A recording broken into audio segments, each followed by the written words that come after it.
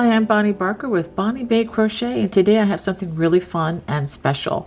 This is the crocheted beaded anklet, and this is a lot of fun. It's made out of elastic, and I chose pearls, but you can use pearls or any beads that you may have on hand that are suitable with the elastic chosen. You can also make this a bit smaller and wear as a bracelet if you choose. Of course, I would have to make this one a little bit smaller for my arm, but the size that I am making today is, when laid at rest, it is 8 inches around. And of course, there is quite a bit of ease built into this so that this can be slipped over the foot and onto your ankle for a lot of summer fun. Well, let me go ahead and show you what you're going to need. You will also need a beading needle. This is much, much thinner than your tapestry needle that we often use for hiding loose ends. So this is a worthy investment, and as you can see, the needle opens just like this in the center and then closes over. Mine happens to be curved. You do not need one that's curved. If you have one that's straight, that's absolutely fine and will work very well for this project. You will also need an assortment of beads. I'm going to be using approximately 20 beads, and the size that I've decided on for this project is approximately 7 millimeters wide, although you can really use any size bead for this project. The main thing is that the center of the bead be large enough for your needle and the elastic to pass through the bead, of course, without tearing up the elastic too much. So you may have to experiment with this. Like, for example, let's see, here's another bead, which looks like this could also work. But again, the important thing with the beads that you select is the center of the bead, as long as it is small enough to pass the needle and the elastic through. And you're also going to need a pair of sharp scissors, and I still recommend that you have a tapestry needle, maybe something a little thinner than this, to help weave in any loose ends at the end. And of course, I'm going to be using a crochet hook, size F or 5 or 3.75 millimeters for this particular project.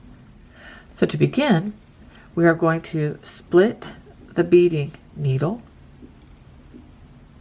and I am going to load approximately an inch or so of the thread through and then pull it tightly like this.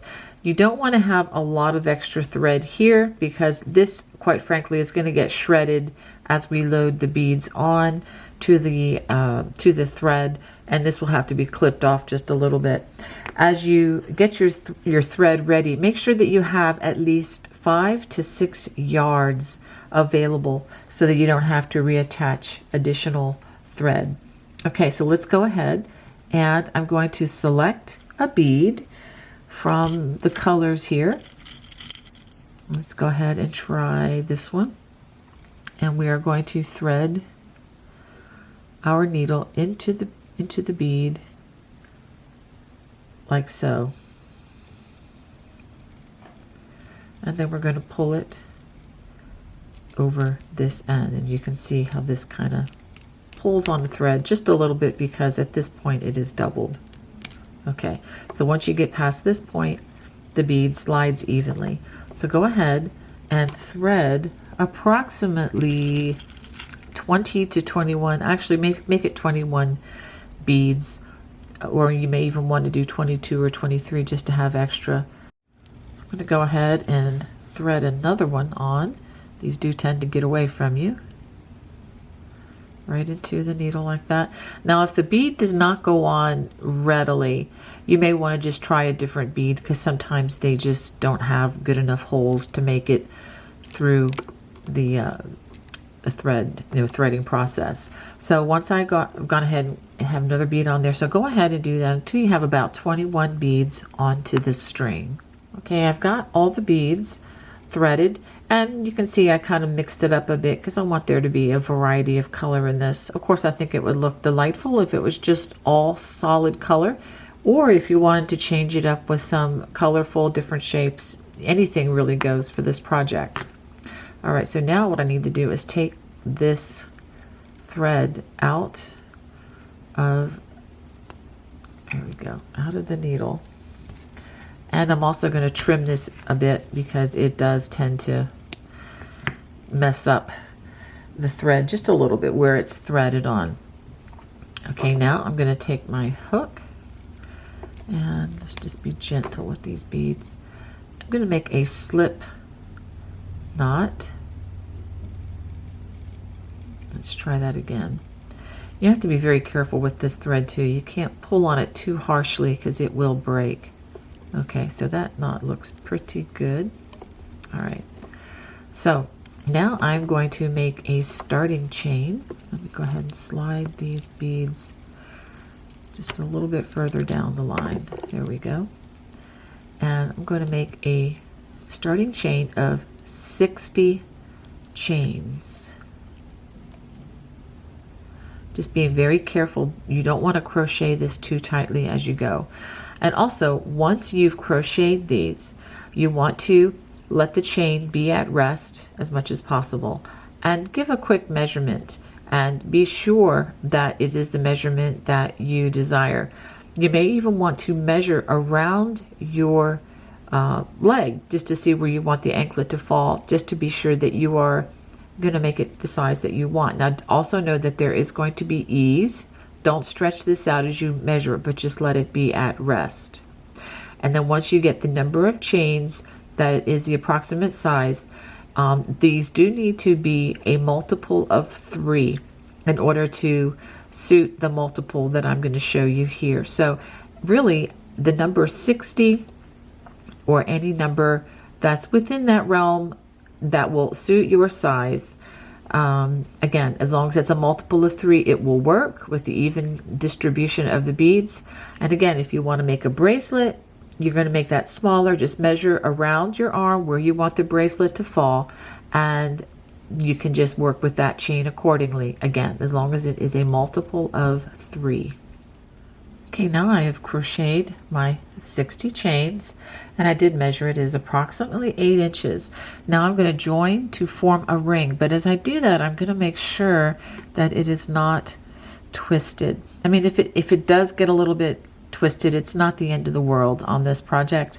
I don't really think it's going to show that much, but do try to take care that it does not twist, if at all possible. All right, so after I've done that, I'm going to join with a slip stitch to that first chain. Slip, stitch.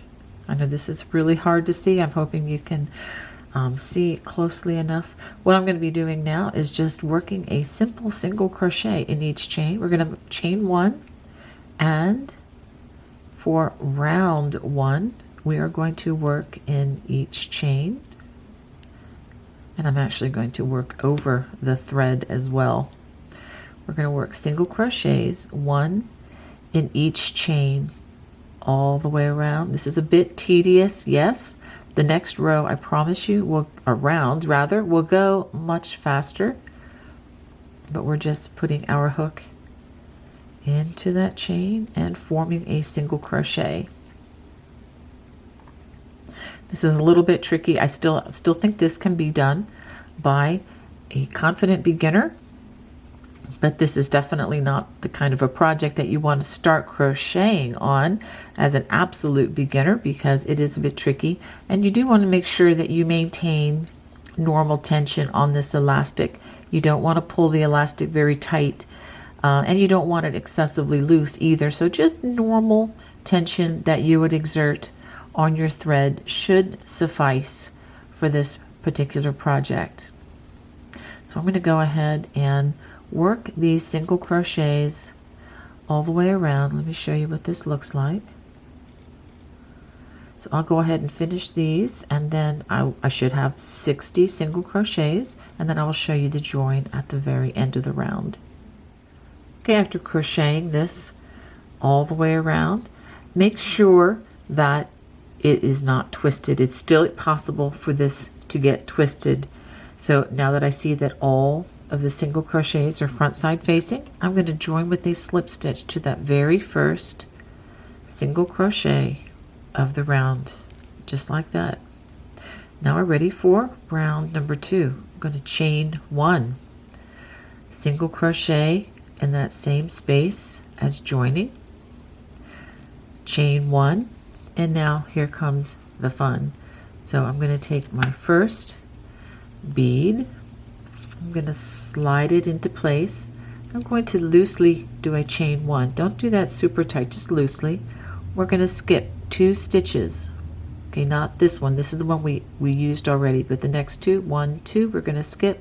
And on that next stitch, we're going to work a single crochet, chain 1, and it's time to slide another bead into place, another chain 1, skip 2 stitches, again of stitches we haven't used, so that would be 1, 2, so the next one is right here.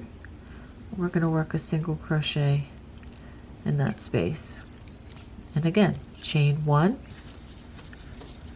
get another bead and slide it into place, and again chain 1, skip the next 2, etc. We're going to work that all the way around.